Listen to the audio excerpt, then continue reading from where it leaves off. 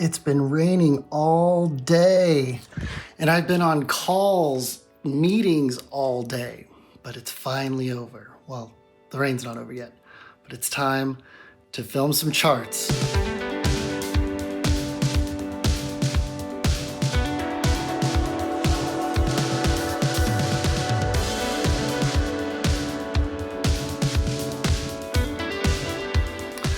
All right, I got my X-Rite color checker chart. It's got a sharpness chart, gray card, and chip chart, black, gray, white. And I'm going to run the X70 with and without the adapter. I also brought the C200. I'll do it in RAW and C-Log 3. And I brought the EOS R. So we'll run all of these, see how sharp and how color accurate they are. And compare them and, kind of create a color profiles that make it really easy to match these cameras in post.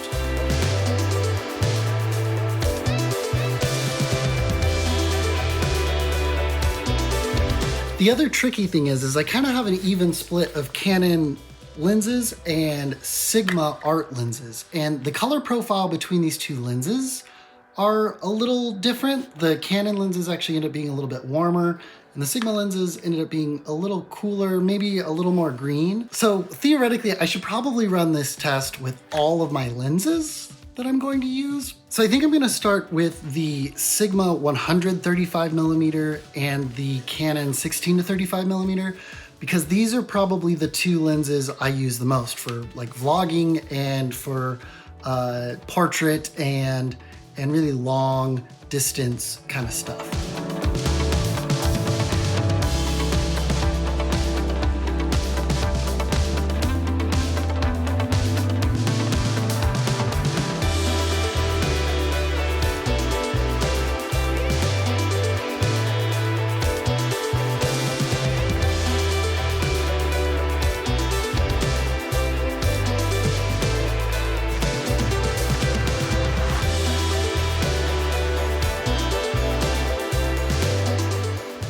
All right, got the C70 set up, just finished setting up the settings and black balancing. I'm gonna put the Canon 16 to 35 f4. I'm gonna set it at f5.6.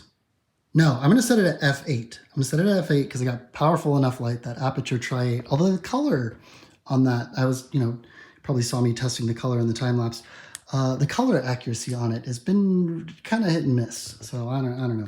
All right, but I'm gonna put on this lens, set it at 35mm, and set it at f8. Now, the tricky thing about that, let me put the lens on the camera, is with the focal reducer adapter, it's doing the mathematical adjustment as if I was putting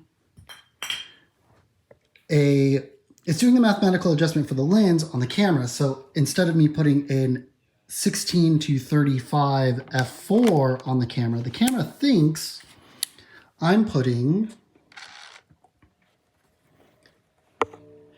an 11 to 25mm. Let me pull up the f-stops. f2.8 lens on it. So for me to get f8, I actually need to set this at f5.6. And there's been some videos of some people like, oh, well, if I put an f2.8 lens on here and then I put an f4 and I set it to f2.8, why doesn't my bokeh look the same? And it's not, because it's still an f4 lens. I like to think of it as when I put this adapter on, I get like close to a full frame camera. So I'm still thinking 16 to 35. But what the camera data is showing me is an 11 to 25 f2.8. So I want this to effectively be an f8. So if I put it at f8, I'm actually getting f11. So I need to put it at f5.6, which gets me pretty close to the exposure that I want. I'm not too worried about exposure. So that when I put this on the C200 and the EOS R, I will still be at f8, because that's going to register as f8 without this adapter and with the other cameras. So I am also I have the camera set at XFAVC 10-bit, C-Log 2, and I'm just doing long up because I'm not actually moving the camera and I don't have SD cards fast enough for all-I yet. Okay, so got the chart for sharpness, got the settings where I want it. I've got the chart basically dead center now.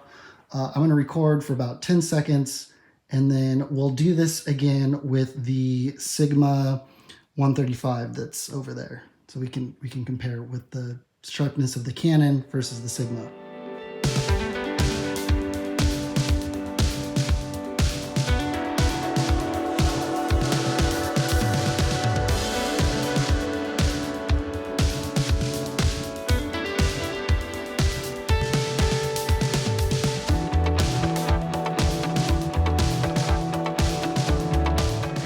Okay, dinner's ready. I'm gonna take a little break and I'll come back and we'll try this without the speed booster adapter, the focal reducer adapter. A few moments later. All right, so we're gonna do this test again, but we're gonna remove the 0.71 adapter and just put the regular RF to EF adapter.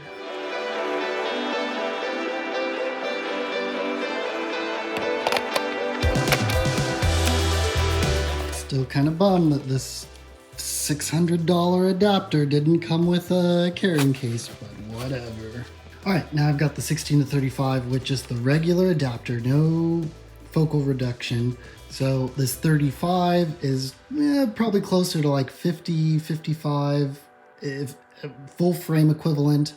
But because the camera reads it as Super 35, it actually reads as 35 mil. Now, to get my exposure the same, I have to set it at f8.